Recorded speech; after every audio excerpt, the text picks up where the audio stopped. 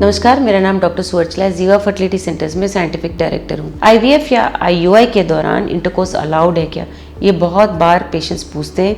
लेकिन किस stage of treatment में आपका इंडिविजुअल हेल्थ कैसा है, डॉक्टर का रिकमेंडेशन क्या है, ये जानना बहुत ज़रूरी है ये डिसीजन लेने के पहले। सो आईवीएफ के बारे में बात करते हैं। आईवीएफ में मल्टीपल स्टेप्स होते हैं और इंटरकोर्स कभी कभी बोला जाता है, कभी कभी एडवाइस नहीं किया जाता है डिफरेंट स्टेजेस के दौरान। जब स्टिमुलेशन स्टार्ट हो रहा होता है आप इंटरकोर्स कर सकते हैं नॉर्मली, जब ये इंजेक्शंस देते हैं उससे पहले, इसलिए क्योंकि प्रोसीजर अभी शुरू नहीं हुआ है, नेचुरल कंसेप्शन अभी भी पॉसिबल है, नेचुरली भी आप प्रेग्नेंट हो सकते हो। लेकिन ओवेरियन स्टिमुलेशन के टाइम ध्यान से करने के लिए कहा जाता है, बिकॉज ओवेरियन हाइपर स्टिमुलेशन का रिस्क होता है। जब ओवरीज बहुत बड़े हो जाते हैं, बहुत सारे अंडे बढ़ रहे होते हैं, तो थोड़ा पेनफुल हो सकता है, इंटरकोर्स डिस्कम्फर्ट कॉज कर सकता है, ओवेरियन टॉर्शन भी हो सकता है। मल्टीपल फॉलिकल्स बढ़ रहे हैं, उसमें बहुत सारे अंडे बढ़ रहे हैं, सो मल्टीपल प्रेगनेंसी के भी रिस्क बढ़ सकते हैं इस दौरान जब आप इंजेक्शंस ले रहे होते हैं। ट्रिगर शॉट के बाद, एचसीजी इंजेक्शन के बाद और एग रिट्रीवल के बाद बिल्कुल भी रिकमेंड नहीं किया जाता है, क्योंकि ओवरीज बड़े होते हैं, सेंसिटिव होते हैं और ओवेरियन टॉर्शन, ओवरी का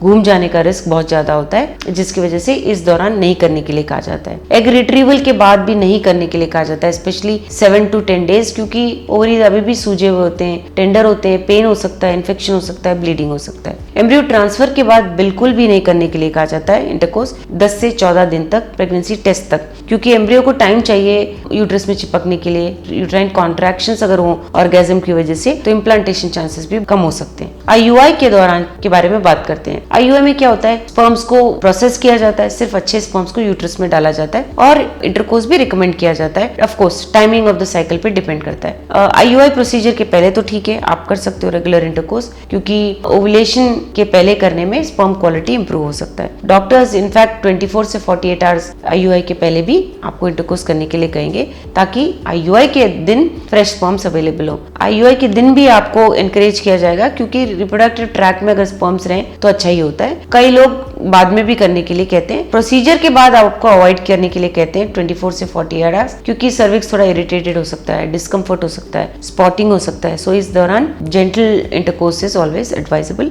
क्योंकि इससे इम्प्लांटेशन भी बेहतर हो सकता है। सो आईवीएफ के बारे में अगर हम बात करें तो ट्रिगर के टाइम, स्टिमुलेशन के टाइम, एग रिट्रीवल के टाइम, एम्ब्रियो ट्रांसफर के टाइम अवॉइड कीजिए। आईयूआई की अगर हम बात करें तो पहले या बाद में, प्रोसीजर के पहले या बाद में आप कर सकते हैं, लेकिन इमीडिएटली प्रोसीजर के बाद मत कीजिए। अपने बॉडी का रिस्पेक्ट कीजिए, उसे सुनिए। अगर डिस्कम्फर्ट हो रहा है तो वेट कीजिए। अगर फिर भी आपको कोई राहत नहीं मिल रही है तो आपको डॉक्टर के एडवाइस के साथ गाइडेंस लेना चाहिए, ट्रीटमेंट लेना चाहिए। इसके बारे में और जानकारी के लिए अवश्य जीवा फर्टिलिटी सेंटर आए। Thank you. हमने इस वीडियो को बनाने में बहुत मेहनत की है, ज़रूर हमें सब्सक्राइब और लाइक कीजिए। Thank you.